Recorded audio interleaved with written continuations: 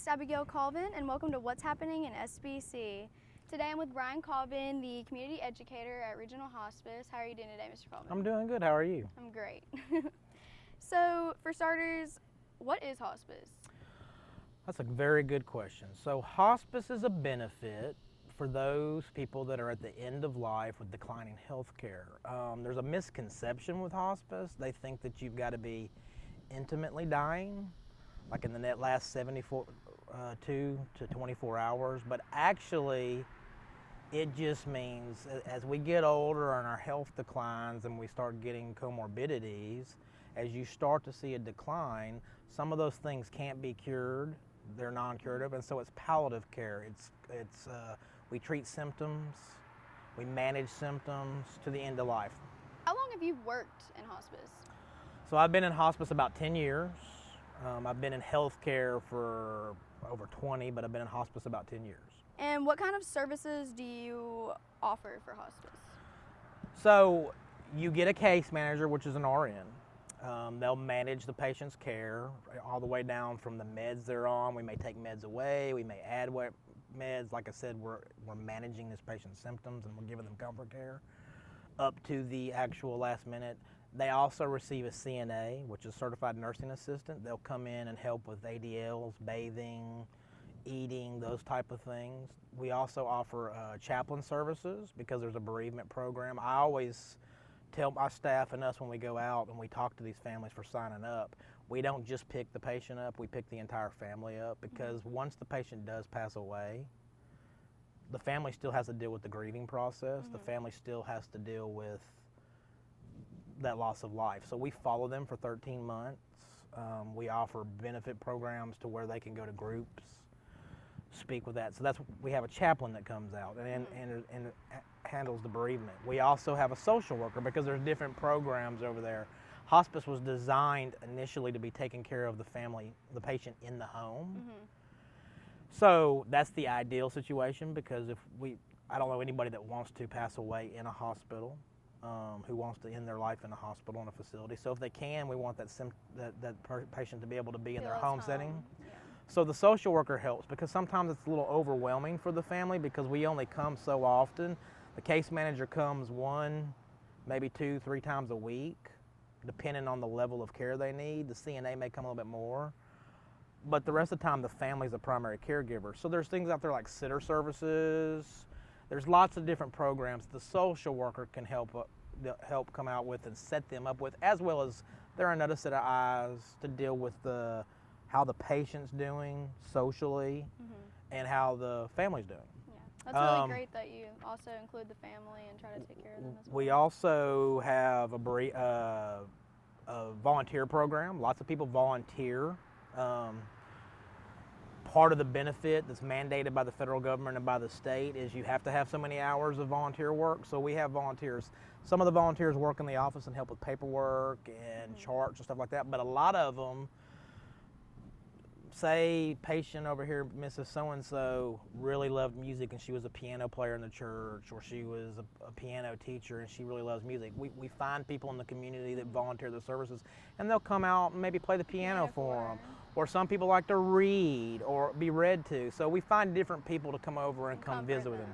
And then we also are part of we honor veterans in the state of Louisiana. So we have a actual retired lieutenant colonel that works for us, John Story, and we do something for veterans after they've passed and with their family. So that's just a few of the programs. There's more I could go into detail. You would just have to kind of look it up. We have pamphlets that we can give out. Wow, that's really great. Where is hospice provided? So that's another great question. I kind of mentioned it's at the home is what it was initially designed for. Actually, going back, we probably should address this when you asked me that first question, what is hospice? Yeah. Hospice was initially designed, the idea came up with in wartime when soldiers were falling and trying to figure out how to treat those soldiers that they were imminently going to die. And it's developed when we realized, if we can do this for those fallen soldiers, what for our own people? As it's evolved, not every family's dynamic is different. Some people, because of their own health issues or because of their family, can't take care of the burden in the house. So Hospice can happen in facilities. We have lots of nursing home facilities that we have contracts with throughout Northwest Louisiana. So we take care of patients in there. We take care of them in their home. That's a couple of areas. There's 4 different levels of hospice care. We're talking about routine. That's what it's designed up for, which is we make those visits whether they're in the nursing home or at the home.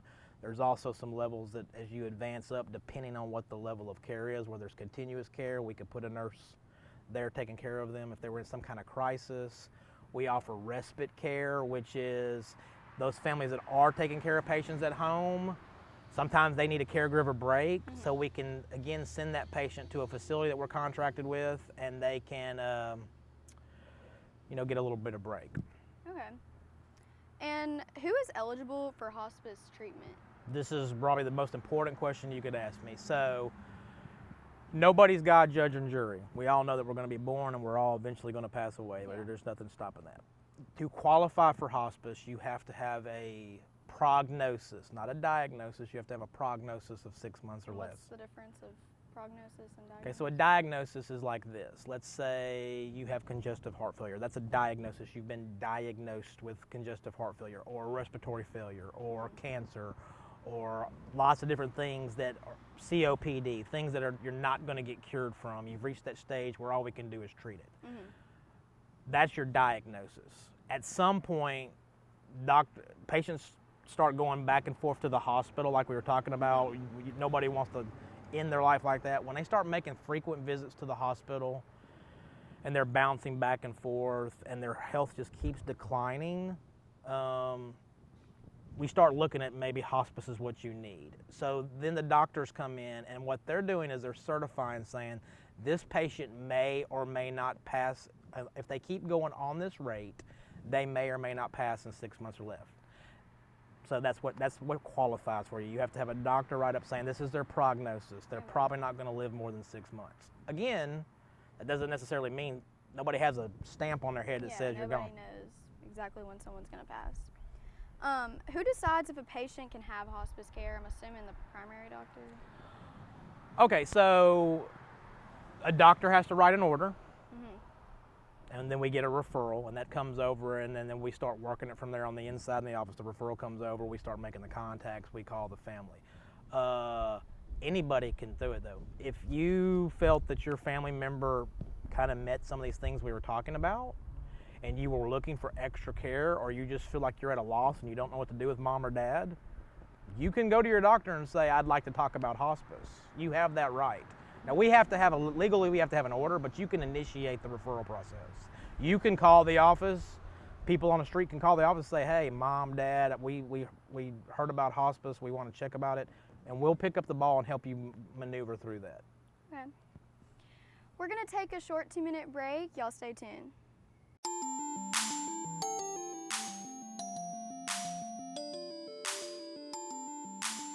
Dominion-aire, hey. Communication media, hands-on, yeah. Know we hands-on, give you all the tools you need to succeed. Only at BPCC. Communication media, hands-on, yeah. You know we hands-on, giving you all the tools you need to succeed. Only at BPCC. Broadcasting, TV production, wanna be on television, we can get you started.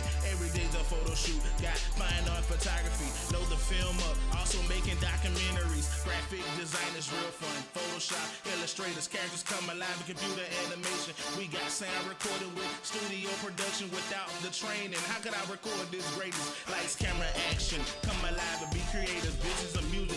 Maybe you could be my next agent, media for ministry, pictures where you wanna be, looking for all the majors that breed creativity. Communication media ain't for the wannabes, yeah. It's only for the gonna-bees. Got cool professors, master your craft with ease. Cool professors, master your craft with ease.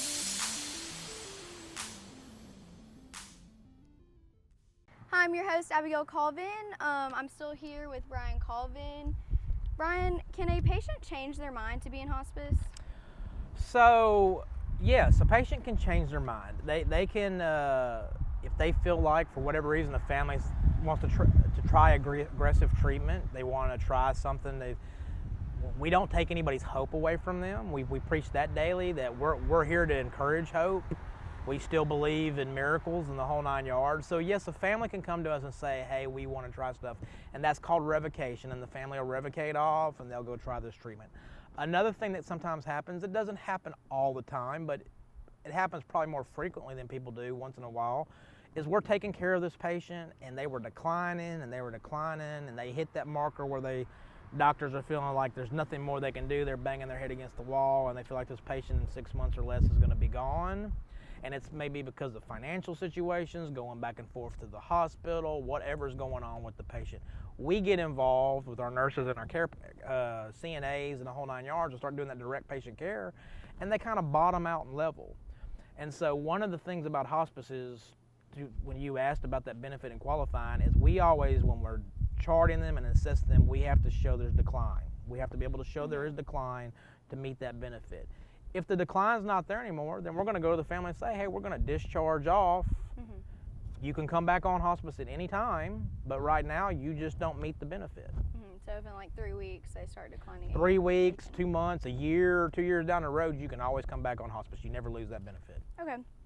And how long can a patient be on hospice? So that's kind of goes along with what you just asked. The benefit never exhausts. You just have to be able to show there's always a decline. Again, nobody knows anybody's time or place or when they're going to pass away. So it's kind of a gamble. We're saying 6 months are left. We're just trained in healthcare to know when we get a point to where we can't cure something and all we're doing managing symptoms. But it's, you have to think about these patients, especially a big part of our clientele is elderly.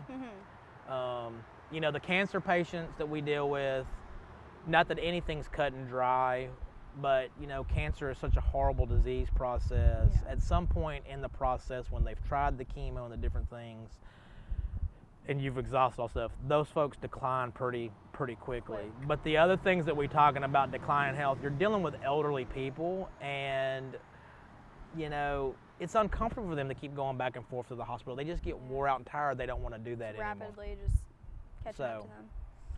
All right, and how do patients typically pay for hospice care? So they don't pay for anything out of pocket. It's never out of pocket. It's a Medicare and Medicaid benefit, or there is some things, some different stuff. I don't want to bore you with the details because there's so many different private insurances out there. Give it to us. Well, military for one. We talked about military. So the VA will pick up a hospice bill. Sometimes if we get VA referrals, so the VA it's called VA pay because it's federal government. The insurance pays for it in a nutshell. Mainly it's Medicare benefit. Every one of us living that work a job, we're paying into the Medicare benefit. Part of that is hospice services. Mm-hmm. And so Medicare pays for it. Patients and their family are never out of pocket. It's 100% zero liability for them. Mm-hmm. I'm not going to lie and say that what Medicare and Medicaid doesn't always cover everything, because healthcare is always going up. What it does, and if it doesn't, we just write it off. Yeah. Will the patient's doctors still be involved in their care once they're in hospice? So we have several medical directors tied to us that work out in the community that are doctors. We are fortunate, not all hospice companies have this. We actually have a full-time medical director that works for us, Dr. April Patton. She works primarily for us. That being said, a lot of patients have their own primary care physician, so that can go a lot of different ways. It's about patient choice and family choice. They have the right to say they want to retain their attending physician. Now, the doctor has the right to say maybe they just want to follow. They don't want to do direct care. Sometimes it's a work hand in hand. Their primary care physician works hand in hand with our medical team. Sometimes we manage their hospice benefits and the doctor just says they want to follow. But yes, it's a hands-on conglomerate group of doctors that deal with that. Okay. Can I request hospice care, or do I have to be referred? Yes, you can start the whole process. If you feel like you personally or your loved one kind of meets these things we're talking about, and you're just, like I said, at ends rope and you don't want to do, mama or daddy or grandma or grandpa is going to the hospital back and forth, there's no relief going in sight, and you're really worried about mom and you just don't know what the answer is, you can reach out and make a phone call and call us, and we'll help guide you through that, and we'll get the ball processed. First thing we're going to probably tell you is we're going to find out who the patient's doctor is, and we're going to get that ball rolling so the referral can come in. Okay. And finally, what is the most rewarding thing about working in this field? I've done a lot of different things in healthcare, from critical care to emergency medicine to administrative work. The thing that has always brought me back to hospice is it's very rewarding because you're so involved with the family, you're so involved with the patient, and you know it's a part of life, dying and passing away, and it's the last decision, the last little bit of control you've got to make that decision, and to be a part of that and to help somebody pass with dignity and to help somebody pass and to be there for their family and deal with it because it's such a trying time. I've been through that personally with losing 2 parents myself, grandparents, and it's such a trying part. It's very rewarding on that. And then I'm a very spiritual person. Not that we don't cram that down anybody's throat, but I'm very spiritual. For me, it's a type of ministry. It allows me to be able to, you know, talk to these families and love on them and give them, like I said, we don't take hope away, so to give them some hope and just know that they're not in this alone. Yeah. All right, well, you seem very passionate about what you do. Thank you for being on our show, Mr. Colvin. I'm your host, Abigail Colvin, and I will see y'all next time.